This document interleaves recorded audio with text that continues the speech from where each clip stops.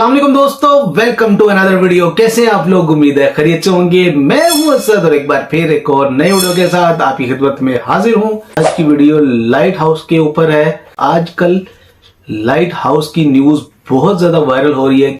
वहां पे काम करना हर किसी के बस की बात नहीं है। तो आज हम इस वीडियो के अंदर जानेंगे कि वहां पे ऐसा क्या है। वीडियो को अंत तक जरूर देखिएगा। चैनल को सब्सक्राइब करना ना भूलिएगा।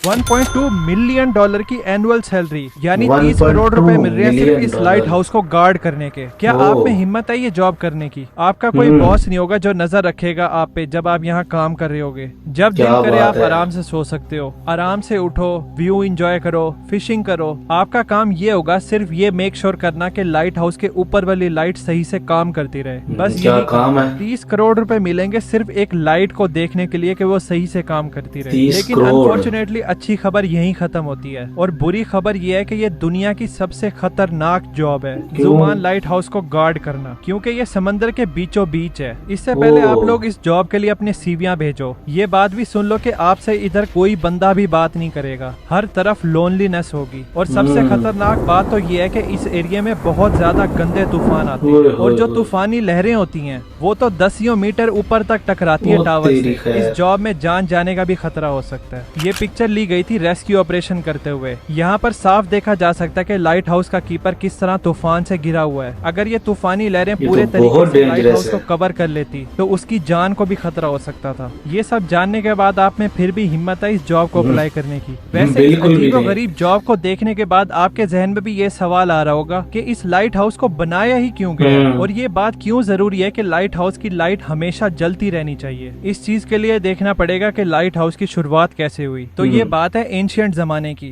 जब सफर करने के लिए ना ही रोड्स हुआ करते थे और ना ही कोई गाड़ियां। तो लंबे सफर करने के लिए सबसे बेस्ट तरीका था पानी। एक बंदा था जिसका नाम था कैप्टन मार्सियस। ये बड़ा ही जबरदस्त सेलर था और अपने खतरनाक समुद्री सफर के बारे में जाना जाता था। इसके साथ एक इंसिडेंट होने वाला था। शिप्स तो पहले जमाने में लकड़ियों की होती थी। तो एक रात कैप्टन पानी में बहुत ही अंधेरे वाली जगह से गुजर रहे थे। पानी के नीचे बड़ी बड़ी रॉक्स थी जिससे इनकी शिप टकराती है। शिप में सुराख हो गया और वो उलट भी गई और इनको बहुत ज्यादा नुकसान हो जाता है। इस इंसिडेंट के बाद कैप्टन मार्सियस ने सोचा कि इस प्रॉब्लम का कोई ना कोई सोल्यूशन जरूर होगा जो इनको इस किस्म के खतरे से वार्न कर सके। अब ये तो हो गई एक प्रॉब्लम। दूसरी प्रॉब्लम ये है कि आपको पता है कि ओशियन बहुत ज्यादा बड़ा है और पैसिफिक ओशियन तो बस छोड़ ही दो। अगर हम पूरी दुनिया का लैंड एक जगह इकट्ठा कर दें सातों कॉन्टिनेंट्स को मिला के तो भी पैसिफिक ओशियन ज्यादा बड़ा होगा। इसको छोड़ो, अगर हम 5 मून्स भी इस एरिया में रख दें तो भी पैसिफिक ओशियन ज्यादा बड़ा होगा। अब आइडिया हो गया होगा आपको कि ये कितना बड़ा ओशियन है। जब पुराने जमाने में सेलर इस ओपन पानी में सफर करते थे तो उनको कुछ भी नहीं पता होता था कि अगली जमीन कितनी दूर है और इवन उसका रास्ता किधर से है। नेविगेशन उस दौर में दुनिया का सबसे बड़ा मसला था। जीपीएस या कोई एडवांस सिस्टम तो होता नहीं था जो सेलर्स को गाइड कर सके रास्ते के बारे में। जीपीएस इन्वेंट हुआ था 1973 में और पब्लिक के लिए अवेलेबल था 1978 में। कभी कभी गूगल मैप्स पे भी हम लोग टर्न को स्क्रीन पे देखने के बावजूद भी गलत मोड़ लेते हैं। तो ये पुराने लोग तो क्या ही करते होंगे। तो इन सेलर्स को सूरज पे रिलाई करना पड़ता था, सितारों पे रिलाई करना पड़ता था और शुरुआत के कुछ नेविगेशन टूल्स पे इस ना खत्म होने वाले समंदर को पार करने के लिए। सिर्फ इस नेविगेशन की वजह से 3-4 मुसीबतें और आ जाती थी, जैसे कि कैप्टन एलएस को आई थी। पुराने जमाने में कैप्टन अपने क्रू के साथ पैसिफिक ओशियन क्रॉस कर रहे थे तो रात में एकदम से बादल आ जाते हैं जिसकी वजह से सितारे छुप जाते हैं, जिनको ये देखकर रास्ते का पता लगा रहे थे। और फिर समंदर के इस हिस्से में बहुत तेज तूफान आता है तो ये लोग रास्ता भटक जाते हैं। जब सुबह होती है तो ये लोग ओपन ओशियन में लॉस्ट हो गए थे। क्रू के पास ना ही कुछ खाने के लिए बचा था और ना ही कुछ पीने के लिए। भूख और प्यास की वजह से क्रू का बुरा हाल होता है। आपको भी पता होगा कि ओशियन का पानी हम इंसान नहीं पी सकते क्योंकि ये बहुत ही ज्यादा नमकीन होता है। इसके पीने से इंसान की मौत भी हो सकती है। तो ये लोग पानी में होने के बावजूद भी प्यासे थे।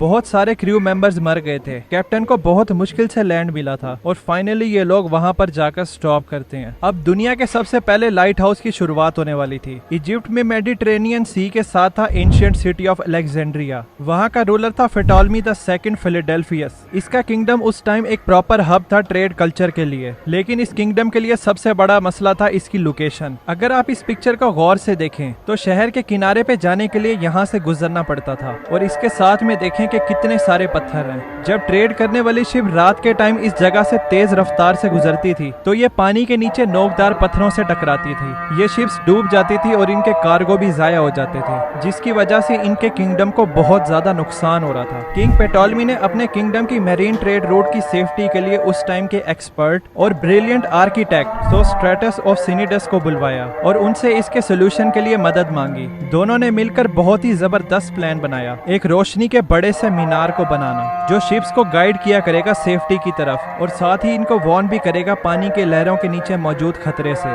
डिटर्मिनेशन के साथ सोस्ट्राटस काम शुरू कर देते हैं, लेकिन इनको ये नहीं पता था कि जो चीज ये बना रहे हैं वो one of the greatest engineering Marvel बनने वाला है एंशिएंट वर्ल्ड का, the Feroz of Alexandria. Alexandria के साहिल पे आइलैंड ऑफ फेरोज के ऊपर ये लाइट हाउस चमकती हुई बुलंदियों पे पहुंच गया। इसकी हाइट थी 384 फीट और इसको व्हाइट मार्बल से बनाया गया था। इस लाइट हाउस के ऊपर बहुत बड़ी आग जलती थी, जिसको हर वक्त ऑयल और लकड़ी की सप्लाई मिलती रहती थी। इस लाइट हाउस को दुनिया के 7 एंशिएंट अजूबों में से एक भी माना गया था, लेकिन सिर्फ इसके साइज की वजह से ये लाइट हाउस अमेजिंग नहीं था, बल्कि इसके पीछे इसका जीनियस डिजाइन भी था। सोस्ट्राटस ने लाइट को और ज्यादा बढ़ाने के लिए मिरर और लेंस का सिस्टम भी बनाया था, जिसकी मदद से मीलों दूर जहाज को भी इसकी रोशनी आराम से दिखाई देती थी। जैसे ही लाइट हाउस के बनने की बात फैलती है तो दूर के सेलर्स ने सुकून का सांस लिया। अब उन लोगों को इस लाइट हाउस की वजह से अलेक्जेंड्रिया के पास पथरीले पानी को नेविगेट करने की जरूरत ही नहीं पड़नी थी। तो ये दुनिया का पहला लाइट हाउस एक सेफ्टी का सिंबल बन गया था सेलर्स के लिए, और यहाँ से फिर लाइट हाउस का कॉन्सेप्ट पूरी दुनिया में फैल गया। पहले तो ये लाइट हाउस समंदर के किनारों पे बना करते थे, लेकिन जब वक्त के साथ साथ दुनिया भर में ट्रेड बहुत ज्यादा शुरू हो गई तो समंदर के बिजी ट्रेड रूट के बीच में जिधर रॉक्स पानी के ज्यादा करीब होती थी और जिन रॉक से शिप को ज्यादा खतरा होता था कि ये कहीं इनको डुबा ना दें, उन जगहों पर भी लाइट हाउस बनना शुरू हो गए थे। इसी वजह से समंदर के बीचों बीच डिफरेंट लोकेशन पर आपको ये लाइट हाउस देखने को मिलेंगे। शुरू में इन लाइट हाउस पर आग जलती थी, लेकिन ये कोई आइडियल सिचुएशन नहीं थी कि रोज लकड़ियां, ऑयल और कोल को हर वक्त इस्तेमाल करना। इसके बाद कैंडल्स, गैस लैंप और ऑयल लैंप्स आ गए थे, लेकिन आग की लाइट इतनी ज्यादा ब्राइट नहीं होती थी। जब इलेक्ट्रिसिटी प्रोड्यूस हुई थी और लाइट बल्ब की इन्वेंशन होती है तो ये लाइट हाउस भी इलेक्ट्रिक बल्ब पर शिफ्ट होना शुरू हो गए थे, क्योंकि इनकी लाइट ज्यादा होती है। लेकिन फिर भी लाइट हाउस इस लाइट को मीलों दूर किस तरह रिफ्लेक्ट करते हैं, इसका जवाब है ये लेंसेज। 1800 तक इन रिफ्लेक्टर को लाइट सोर्स के पीछे लगाया जाता था, लेकिन उस टाइम के इंजीनियर्स को एक बात पता चलती है कि लाइट को और ज्यादा फोकस किया जा सकता है कि लेंस को अगर हम लाइट के सामने रखें। लेकिन इसमें मसला ये था कि जितना मोटा लेंस होगा उतनी ही कम लाइट होगी। तो यहाँ पर आ जाते हैं फ्रेंच फिजिसिस्ट और इंजीनियर फ्रेस्नेल, जिनके पास बड़ा जबरदस्त सोल्यूशन था। इन्होंने लेंस को एक तो बारीक कर दिया और उसके डिजाइन को इस तरह बनाया था कि सारी लाइट एक ही पॉइंट पर फोकस कर रही थी। इस तरीके से फैली हुई लाइट को एक सिंगल डायरेक्शन में भेजा जा सकता था। आज मोस्टली लाइट हाउसेज में फ्रेस्नेल लेंसेज इस्तेमाल होते हैं। इस इनोवेशन ने लाइट हाउस को रेवोल्यूशनाइज कर दिया था और लाइट को मीलों दूर से आराम से देखा जा सकता था। तो इस तरह इन लाइट हाउस की मदद से शिप्स को खतरे का आराम से पता चल जाता था। तो वो जो वीडियो के शुरू में मैंने आपको जॉब बताई थी कि जुमान लाइट हाउस में रहने के लिए आपको 30 करोड़ रुपए मिलेंगे, सिर्फ आपने ये देखना कि लाइट हाउस की लाइट जलती रहे। अब भी क्या आप लोग इस जॉब को करने के लिए इंटरेस्टेड हैं? कमेंट्स में जरूर बताना। तो ये थी आज की वीडियो जो कि लाइट हाउस के ऊपर थी।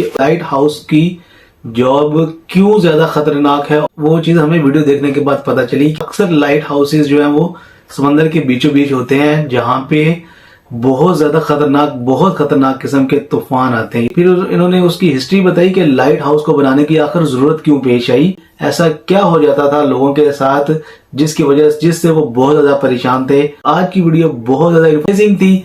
उम्मीद है आपको ये वीडियो इंटरेस्टिंग और अच्छी लगी होगी। तो वीडियो को लाइक कीजिएगा, शेयर कीजिएगा और चैनल को सब्सक्राइब करना ना भूलिएगा। मुझे दें इजाजत, मिलते हैं एक और नई वीडियो के साथ। तब तक रखिएगा अपना बहुत सारा ख्याल। अल्लाह हाफिज।